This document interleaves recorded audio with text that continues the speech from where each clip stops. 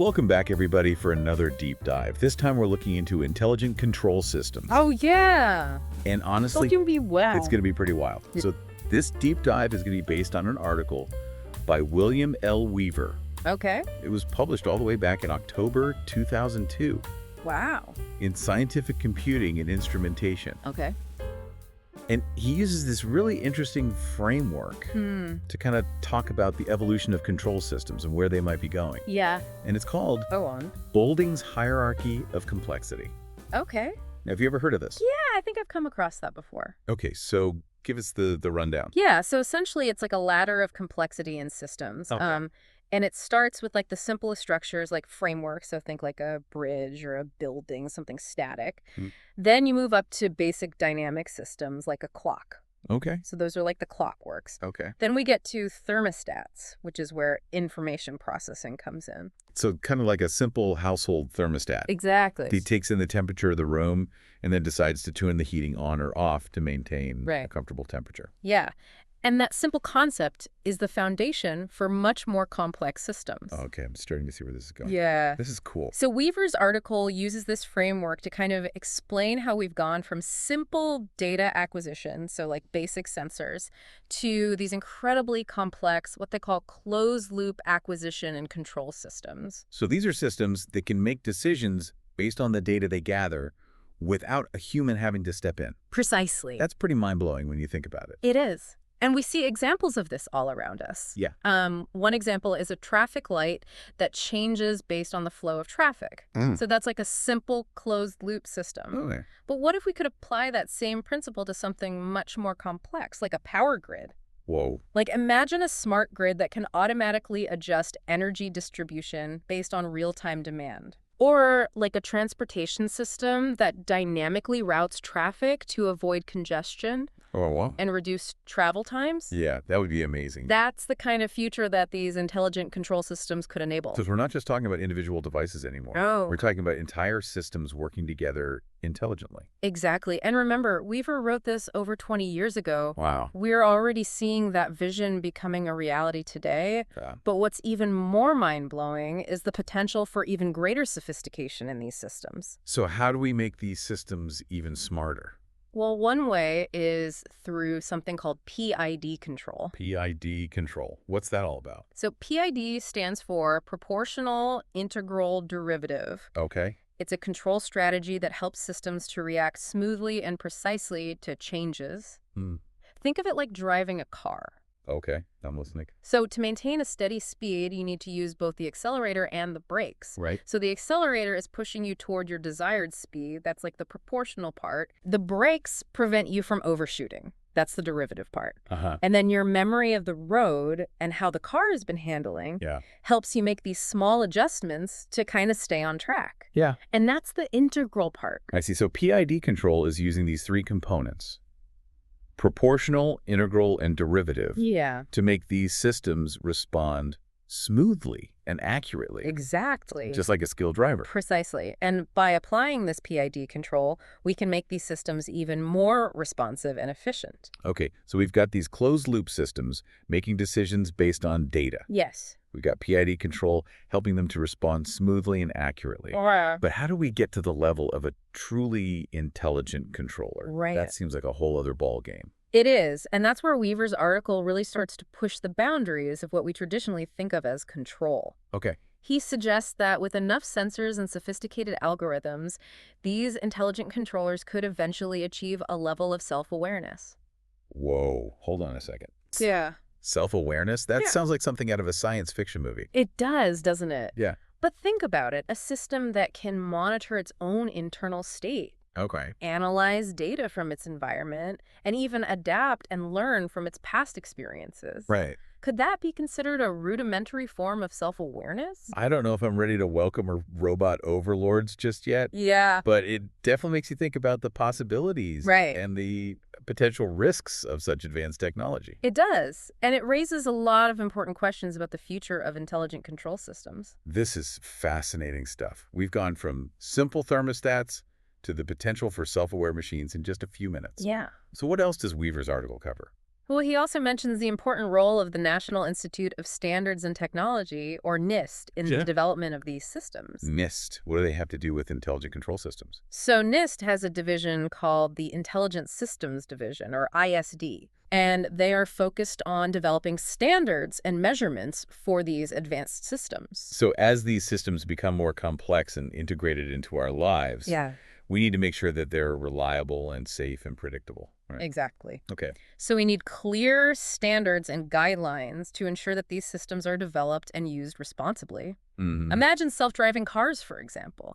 We need to be absolutely certain that they can operate safely in all kinds of situations and that their behavior is predictable and understandable. So Nist plays a crucial role in shaping the future of intelligent control systems. Absolutely. They are helping to lay the groundwork for a future where these systems can truly benefit humanity. That's a lot to take in. I know, right? We've covered a lot of ground in this first part of our deep dive. Yeah. We've talked about Boulding's hierarchy, closed-loop systems, PID control. A lot. Even the mind-boggling possibility of self-aware machines. Yeah. I'm already hooked.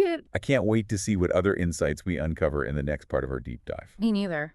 There's so much more to explore, from the potential applications of this technology to the ethical considerations that we need to be thinking about. So, to our listeners out there, join us again for part 2 as we delve deeper into this incredible world of intelligent control systems. Yeah, be sure to tune in. Until then, keep those minds curious. Yeah, stay curious. Welcome back to our deep dive into intelligent control systems. The last time we were talking about Nist and the important role they play in setting standards in this field. Right. And I think as these systems become more sophisticated and integrated into our lives, it's just so important that they're not only effective, but safe and reliable. Absolutely. And that kind of brings us to another crucial aspect of intelligent control systems. Okay. And that's this concept of adaptability. Adaptability. So unlike traditional control systems, which are programmed with like a fixed set of rules, these systems can actually learn and adapt over time. So they can actually get smarter as they encounter new situations and gather more data. Exactly. They use algorithms like machine learning to analyze that data and to constantly refine their performance. So it's like having a control system that's constantly evolving and getting better at its job. That's a great way to put it. Could you give us some real-world examples of how this learning ability is being put to use? Sure. Let's take manufacturing, for example. Okay. Intelligent control systems are being used in factories to optimize production processes, to reduce waste, and improve product quality. Right. Imagine a system that monitors the performance of a machine in real time, analyzing data from all these different sensors to detect any deviations from like optimal performance. So it's like having a supervisor who's like super attentive and can spot any inefficiencies and then just make adjustments. On the fly. Yeah, that's pretty amazing. Yeah, and this kind of real-time monitoring and adjustment can lead to huge improvements in efficiency and productivity. So companies can save money, reduce their environmental impact, and make better products. Exactly. That sounds like a win-win for everyone. It is. It is. So it sounds like these systems are becoming essential in the modern manufacturing world. I think so. What about other industries? Are we seeing the impact of these adaptable, intelligent control systems elsewhere? Absolutely. Another area where they are making a huge impact is in transportation. Okay. Specifically in the development of self-driving cars. Self-driving cars. Now that's a topic that always sparks a lot of debate. For sure. Some people are really excited about the potential. Yeah. While others are understandably apprehensive about the safety aspects. It's completely natural to have mixed feelings about such a transformative technology. Sure. And safety is, without a doubt, the #1 concern. Right. But it's important to remember that these systems are designed with multiple layers of redundancy and fail-safes. They go through tons of testing and simulations to make sure they can handle a wide range of scenarios. So it's not just about like throwing a computer behind the wheel and hoping for the best. No. There's so much engineering and testing that goes into making sure that these systems are robust and reliable. Absolutely. And I think it's really crucial for the public to understand that the level of sophistication and care that goes into developing these systems, it's not about replacing human drivers entirely. It's about creating a safer and more efficient transportation ecosystem. It's about leveraging the strengths of both humans and machines. Exactly. But I think as these systems become more integrated into our lives, We also need to think carefully about the ethical implications. You're absolutely right. And that's a conversation we need to be having at all levels of society, from policymakers and researchers to the general public. Yeah. As intelligent control systems become more capable, we need to establish clear ethical guidelines for their development and their deployment. What kind of ethical considerations are we talking about here? Well, one important consideration is the potential impact on employment. Okay. As these systems become more sophisticated, they could automate tasks that are currently performed by humans. Yeah, that's a concern that I hear a lot of people worried about robots taking their jobs. Right, and it's a valid concern. It's important that we find ways to adapt to those changes and ensure that everyone benefits from these advancements. I agree. And I think it's important to frame this not as a competition between humans and machines, but rather as a collaboration. Right. These systems can actually augment human capabilities, allowing us to focus on tasks that require creativity, critical thinking, complex problem solving. So finding that right balance between human skills and machine capabilities. Exactly. It's about harnessing the power of these intelligent control systems to enhance our lives and to create new opportunities. This has been a really thought-provoking discussion. It has. We've covered so much ground, from the practical applications of these systems to the broader societal and ethical implications. Right. And I'm excited to see where this conversation goes. Me too. In the final part of our deep dive. We'll be exploring some of the most exciting and potentially disruptive trends that are shaping the future of intelligent control systems. So to our listeners out there, be sure to join us for part 3, where we'll be delving even deeper into this fascinating world.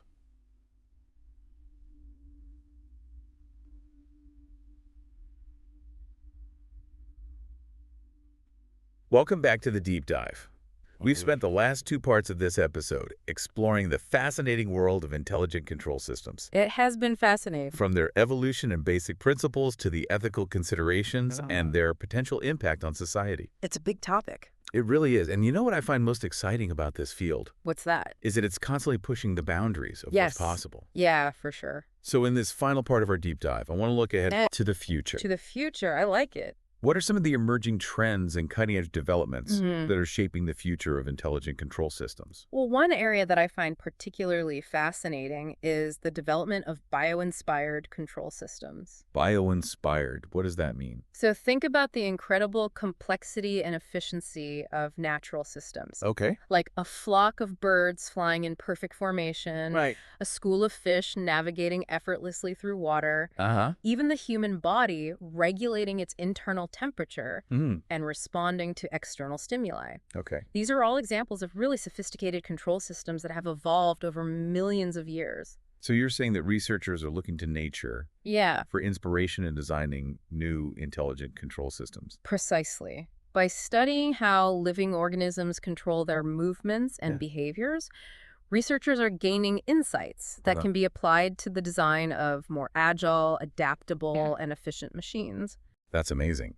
Can you give us some examples of how these bio-inspired principles are being applied in practice? Sure. One example is in the field of robotics. Okay. Researchers are developing robots that can move and interact with their environment in ways that are more fluid and lifelike. Okay. Taking inspiration from the agility and grace of animals. So instead of those clunky, rigid robots we often see in factories, we might start seeing robots that can move with the dexterity of a cheetah. Right. Or the delicate touch of a human hand. Exactly. Imagine the possibilities for search and rescue robots that can navigate through, like, rubble or disaster zones with the agility of a squirrel. Wow. Or robots that can assist surgeons with these incredibly precise movements during delicate procedures. That's incredible. It sounds like this bio-inspired approach could really revolutionize the field of robotics. It could. And another area where we're seeing incredible innovation is in the development of swarm robotics. Swarm robotics. That sounds intriguing. Tell us more. So imagine a group of small, interconnected robots that work together, like a colony of ants or a hive of bees. Each individual robot might have like limited capabilities, but collectively, they can achieve really complex tasks by communicating and coordinating their actions. So it's like the whole is greater than the sum of its parts. Exactly. Okay. This approach could be used for tasks like environmental monitoring, search and rescue, even construction and manufacturing. Wow. Imagine a swarm of robots working together to build a structure or to clean up a hazardous spill. It's like something out of a science fiction movie. I know, right?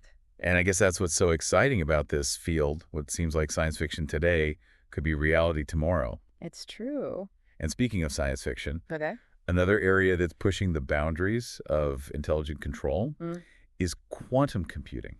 Ah, quantum computing. Now we're talking. It's a topic that always kind of boggles my mind. Yeah, it's a complex subject, but I'll try to explain it simply. Imagine a computer that can perform calculations, not just with zeros and ones like our current computers, but with qubits. Okay. Qubits can exist in multiple states simultaneously. That's already stretching my brain. It's a lot. How does this relate to intelligent control systems? So quantum computers have the potential to solve problems that are just too difficult for classical computers.